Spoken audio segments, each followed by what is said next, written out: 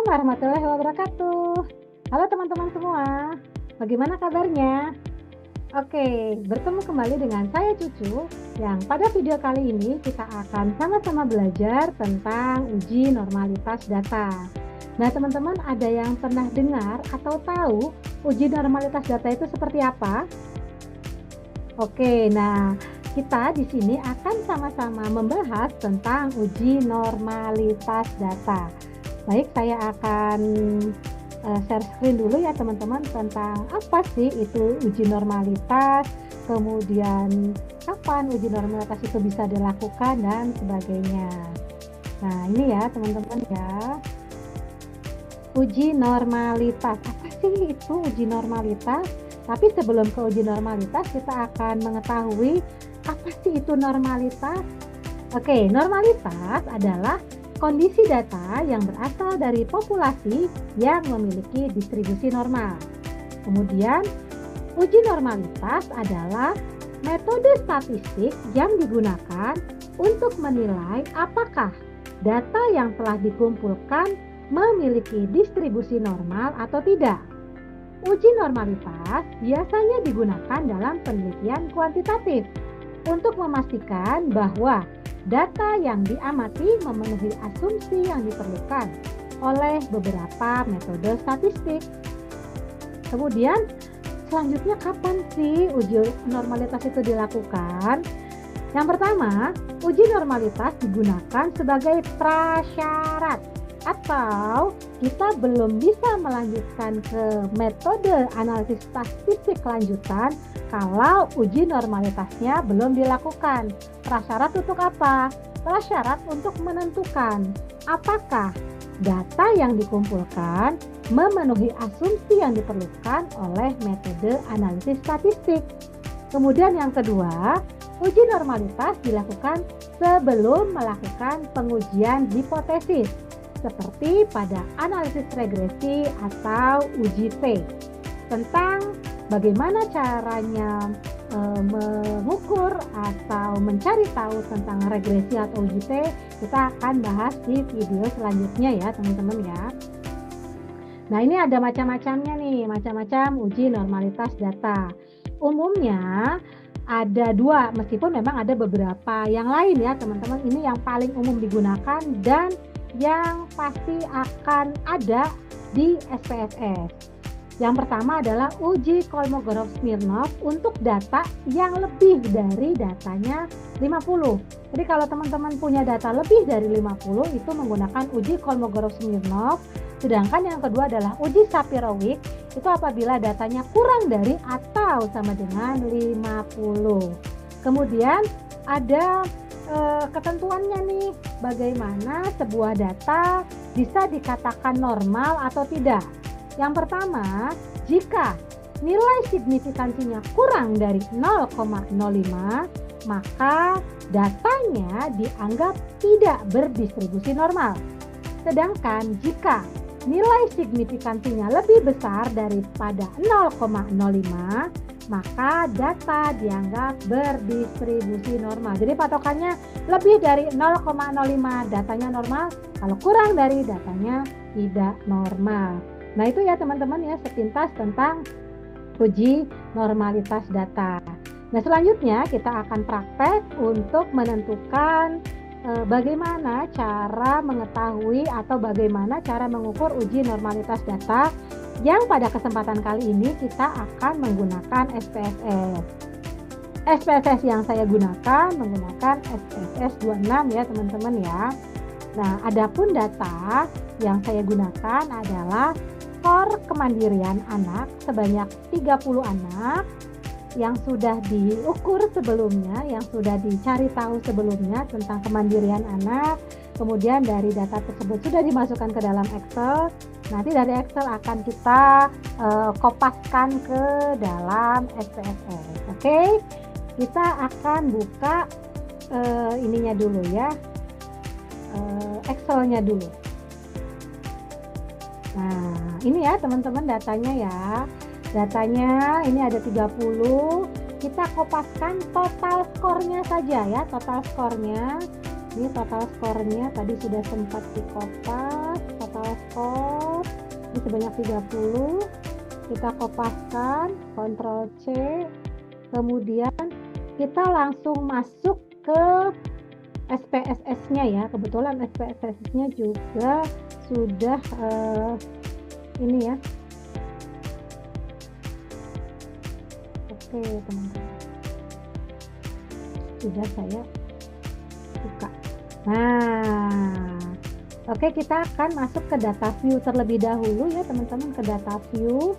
Kemudian data yang tadi kita copy paste, Ctrl V. Nah, ini loh Bu, kok ini jadi 38,00. Nah, ya. Kita akan mengubahnya. Ini juga tulisannya kan masih var 0000 ya. Kita akan mengubah datanya di variabel view yang ada di bawah. Sebelahnya data view. Variabel view-nya kita klik, kemudian langsung kita ganti core kemandirian. Kemudian numerik tidak perlu, juga tidak perlu. Desimalnya kita ini ya, desimalnya kita ganti jadi 0 saja. Oke, sampai di sini. Kalau sudah, kita kembalikan ke data view. Kita klik lagi data view-nya. Oke, nah ini ya teman-teman. Kalau sudah, ini sudah. Oh, ini belum gitu ya. Ini skor dulu.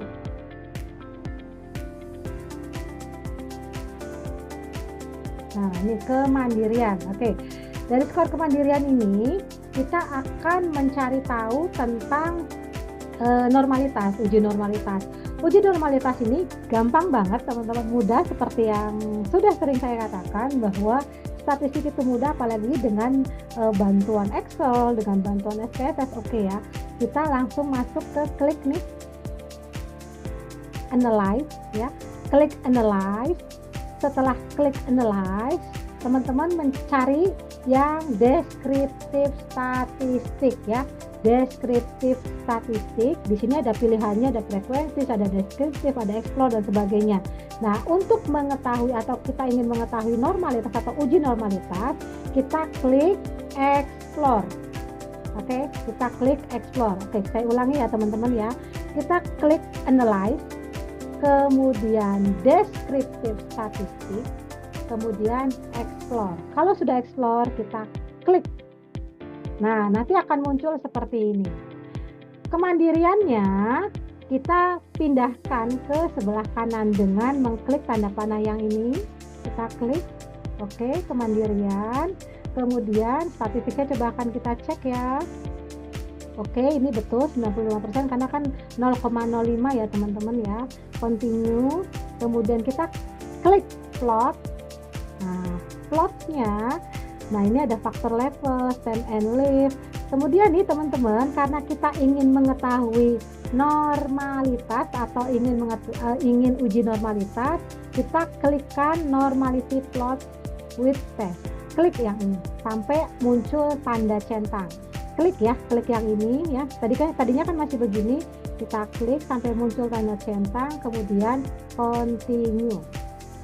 Nah, kalau sudah seperti ini teman-teman, lanjut ke oke. Nanti akan muncul sendiri. Oke, kita lanjutkan. Tadi sudah sampai oke ya. Nah, ini nanti kita oke ya teman-teman, kita oke kan. Klik. Kemudian nah, akan muncul begini ya teman-teman ya. Nanti akan ada case processing summary-nya bagaimana, deskriptifnya bagaimana, dan ini ada hasil test of normality atau uji normalitas data. Nah, di sini sudah terlihat nih ada uji Kolmogorov-Smirnov yang tadi ya lebih dari 50 dan Shapiro-Wilk. Nah, karena tadi data yang saya gunakan itu adalah sebanyak 30 data, berarti kita menggunakan yang mana? Kita menggunakan yang Shapiro-Wilk. Nah, di sini signifikansinya adalah 0,250. Sedangkan untuk uji normalitas, kalau nilainya itu lebih dari 0,05, artinya data ini berdistribusi normal. Nah, data yang saya peroleh signifikansinya itu 0,250. 0,250 itu lebih besar daripada 0,05. Artinya data atau skor kemandirian yang tadi sudah kita hitung itu berdistribusi normal. Nah, teman-teman, ini nih yang bisa kita gunakan atau kita kopas pada saat nanti teman-teman menyusun skripsi. Ini tinggal diklik kanan ya teman-teman ya. Klik kanan, nanti akan muncul seperti ini. Copy ya, kita copy. Kemudian kita nanti tinggal masuk ke Word ya. Kita bisa masuk ke Word. Oke, sebentar saya buka Word-nya dulu.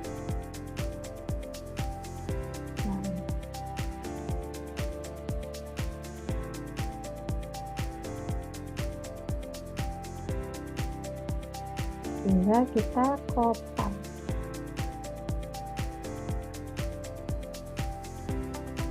Nah, sudah deh jadi.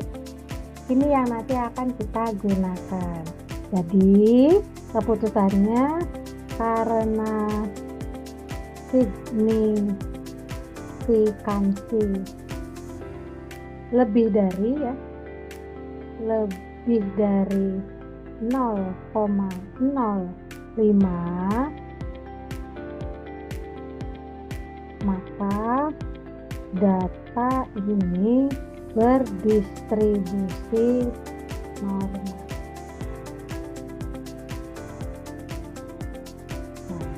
Selesai teman-teman. Mudah kan?